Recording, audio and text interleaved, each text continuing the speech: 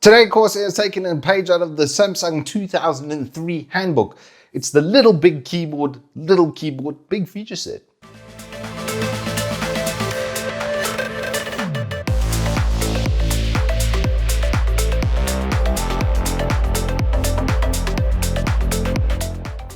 Good afternoon and welcome to Turbo Tortoise Tech K65 RGB Mini.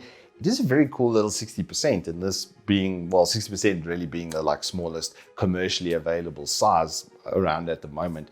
This is like a really nicely executed variant of that. It's got an insanely large amount of features and typical normal Corsair build quality. So starting off from that point on, what do you get? Well, you get a flat deck sort of keyboard. If you remove the keycaps, there is a deck behind it, which is like the PCB shield basically. There's no aluminium on the back plate or anything like that, but the actual frame is plastic and there's no kickstand or anything like that. On the bottom, you'll just find four little rubberized feet over there. There's not really much to talk about on that side, but nicely done cable. One of the really nice things that they've done here, honestly, is the cable, because it's completely branded on the front and on the back. So if you're looking at the back of your case, you can be able to see which is your keyboard cable very easily, which is something I quite like. And then obviously it's branded on the front side, so you're going to know that it's your Corsair specific cable. So our 60% layout, you might notice no arrow keys or anything like that. So that's where they resort to doing a whole bunch of function sets. And in this case, they've created 2 layers for that to just give you, well, even more capacity for doing macros and stuff across the various keys. But on the base function set stuff that comes on the keyboard, there's actually quite a lot of very interesting stuff, including mouse controls, which was a cool one to have, I think. And then on the, I think it's over here, RJ, let me just check exactly. It's U, H, J, and K. They've actually put the arrow keys onto that set, which is lacquer. Then obviously they've got the normal obligatory media keys, and then some keyboard controls and stuff along the bottom of the ZX CVB line. Then you've got stuff for your profiling, your lighting, and then your different lighting profiles, your brightness there on X. Then the other ones are for your various lighting profiles and effects that are built into the keyboard. And the keyboard actually functions in 2 different ways. It's got hardware level settings, and then it's got software level settings. And the software level settings override the hardware level settings. It can become very confusing. But the point of having the hardware level settings and being able to store and do all of your profiling on here is if you go out to an event or something like that, then you can have all of that iCube tuning and stuff built into your keyboard. So you don't have to install software and then load up those profiles at the event, which is quite nice. The keycaps themselves are double shot PBTs.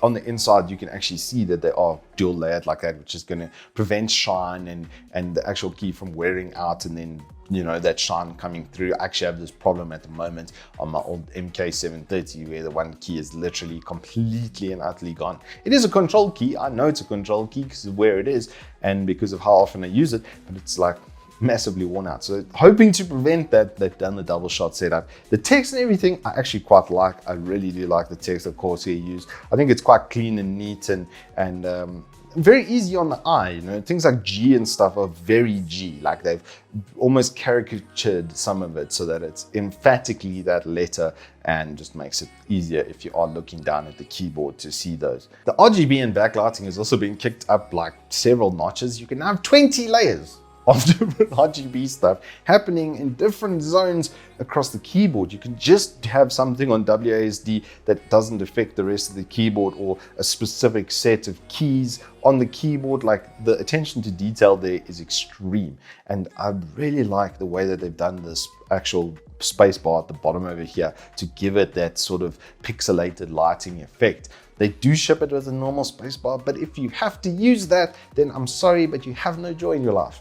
The overall build quality and stuff is very sturdy though. I would feel quite happy to have to defend myself with this. And I have to say, I love the size of 60%. My mum's really small. She's 5 foot on the dot. So me holding this up to my ear is more or less the same size as her with her first cell phone. But now we get to the most important piece of the keyboard, the switch, which in this case are Cherry MX Reds, and the new variant is so smooth and so silky. It's leagues better than it used to be. The sound as well. Even the spacebar.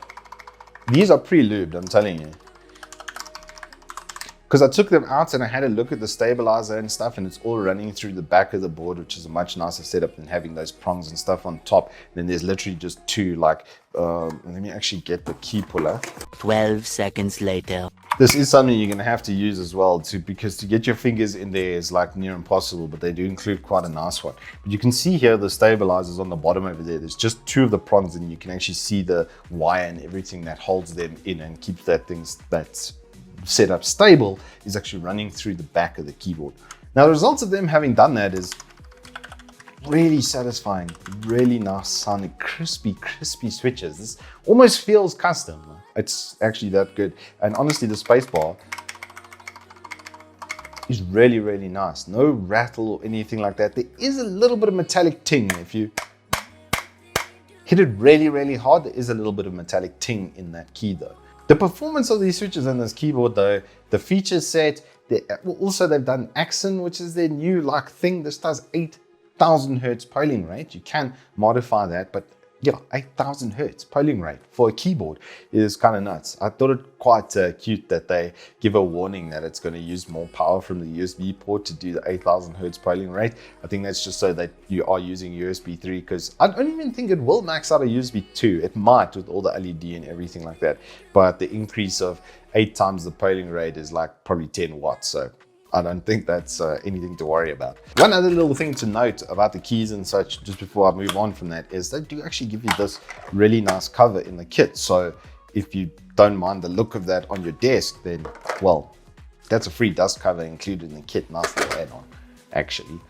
But now we come to the one little caveat that I found a little bit agitating, was honestly using the software, which is a little bit cumbersome. It's quite large as well. It does install to 800 megs. It does have stuff to sync now with other sync stuff like Aura Sync with my motherboard, for instance, which is a really nice improvement, because you would have to do Aura Sync versus IQ before, and they would be completely separate. So at least now there are some supported components coming into IQ, which is nice to see.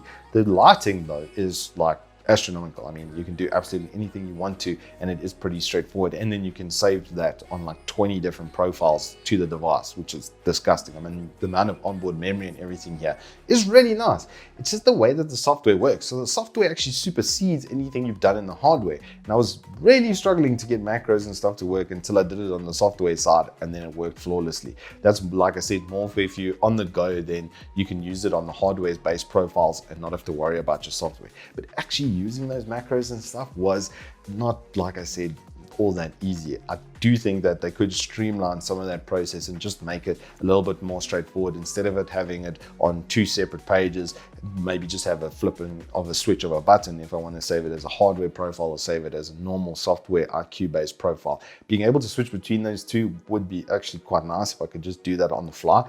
Other than that though, that's really the only complaint I have with this keyboard. In conclusion, this is a really, really good keyboard. I tend to prefer TKL just because I like to have my arrow keys and stuff set up. I really liked what they've done with the double function setup, and with the macro recording, you could take all of those mouse functions out, for instance, and just have that straight on the function key. And then there's a second layer of function keys. They've definitely done a good job to feature pack this really well built, really nice to use keyboard. I love these switches. The Cherry MX Red, it's difficult to go away from them after you've used them for such a long time. That kind of like actuation, force and feel is really good. Anywho, that is all I have for you on the K65 Mini RGB. If you have enjoyed this review, please hit us up with a like and subscribe, and I'll see you on the flip side.